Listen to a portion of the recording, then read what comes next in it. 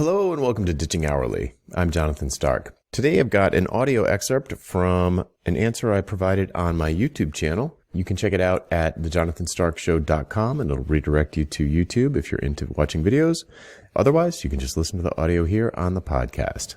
Enjoy. Hey, Jonathan here. I've got a question from Joe Salowitz who says, question, I'm a UXer. How do you guarantee a certain ROI when you operate at a strategic level like UXers often do? A lot of my work takes months, years to launch or measure, if it ever launches at all the way I designed. Thanks. Okay, so anybody who operates upstream from like sales is probably going to have to find a leading indicator that the prospective customer cares about, that the prospective customer believes is going to lead to this increased sales or whatever this way downstream change is. That's where the why conversation comes in. So if your client is talking to you about a potential UX project, there's a reason. For some reason, they think that you're going to contribute something that is going to benefit them downstream in some way. So if they're talking, if you're talking to them and you say, well, why are you going to do this project at all? Why are you, let's say redesigning the interface for a SaaS. So you're talking to somebody who owns a SaaS product, a software as a service product. It's a digital product that exists in a web browser. And they're talking to you about redesigning the interface. And you say to them, well, why? What's wrong? Like, what's the problem? Why would you bother doing anything? And you go through the why conversation. They're going to say things like, well, whatever. It's we're getting a lot of complaints about it, or the users are complaining about it. Users are churning, and in their exit interview, they're saying that it's because the interface was too clunky, too hard to use, too slow. Maybe their free trials aren't converting into paid users, and the feedback they're getting is that people couldn't figure out how to do the things they wanted to do, or whatever the case may be. Or maybe a competitor is coming into their space with a really sexy new thing that's making a big splash, and they're afraid that the competitor is going to eat their lunch. Okay, great. So what we're talking about is things like churn and onboarding and conversions and competitive advantage. These are all business things that business people can understand. So if it's not clear to you what the client thinks your contribution to that eventual outcome is, and that's what you're saying, you're not clear on what the contribution to the actual outcome is, you have to ask them, and they're talking to you, so they probably have an answer. So you could say something like, well, why bother having a UX person come in and do this? Why not just figure it out or A/B test it forever and ever until you sort of tweak it into place? Or if this is a brand new project, why would you hire someone expensive like me to do UX? Don't you have any, web developers that can just kind of figure it out? Or can't you just beta test it or focus group it or do all these other things?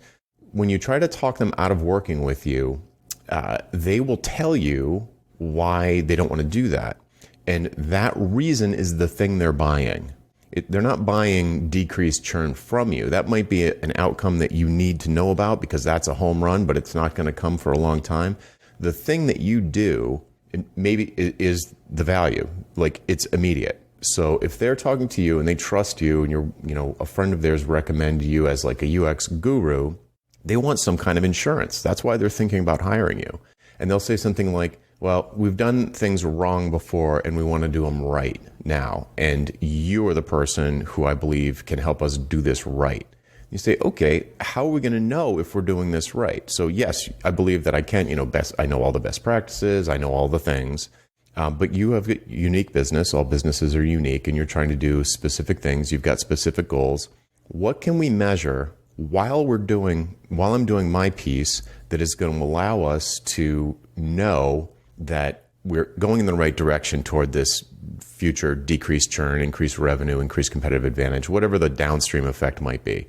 What can we do? And the client will probably tell you. They might say something like, well, we've got a core group of partners who are, have sort of graduate or super users, or a core group of partners who are in our user base. We could involve them in, we could let them look at the designs or whatever, or the interactive prototypes or whatever your output is. You could involve them and be like, are we on the right track here? So that you're measuring something, that you can measure something now that the customer believes will contribute to their future long-term goal. So you can declare victory when you're done and not wait around hoping that maybe someday they actually implement the stuff the way that you designed it, and that they don't, step on a landmine some other place with like a who knows what, a scandal or some other thing that destroys their downstream effect that you have no control over. So the bottom line is the client will tell you why they think they need to hire a professional like you.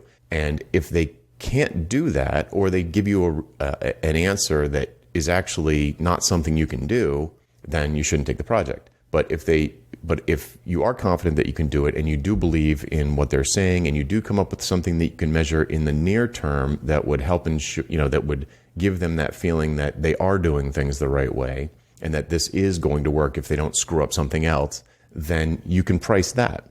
Now, and before I wrap up, this is also the kind of thing that people will price as a productized service. So very, upstream things are usually not a giant implementation. It's usually a relatively small engagement, maybe 5, 10, 15 hours spread out across a couple of weeks. You could probably set that up as a productized service.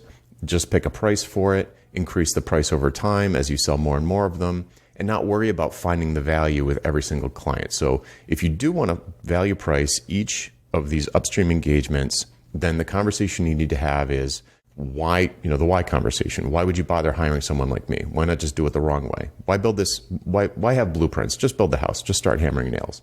And good clients are going to know why that's a bad idea, and they're going to explain to you what they are going to look at to decide whether or not you did a good job. So find that out before you write the proposal, and you can base a price on that. Or create a productized service that is for a very specific kind of project or a very specific kind of customer, so that the scope is fixed. It's basically fixed no matter who buys it, and you can just sell that all day long at this price. And if you're selling tons of them, raise the price.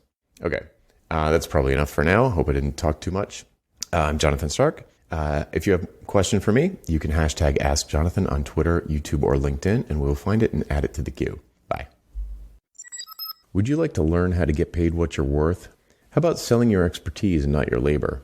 We work through all of this together in the pricing seminar. Pre-registration starts soon, and you can sign up to be among the first to know when early bird pricing is announced at thepricingseminar.com. That URL again is thepricingseminar.com. Hope to see you there.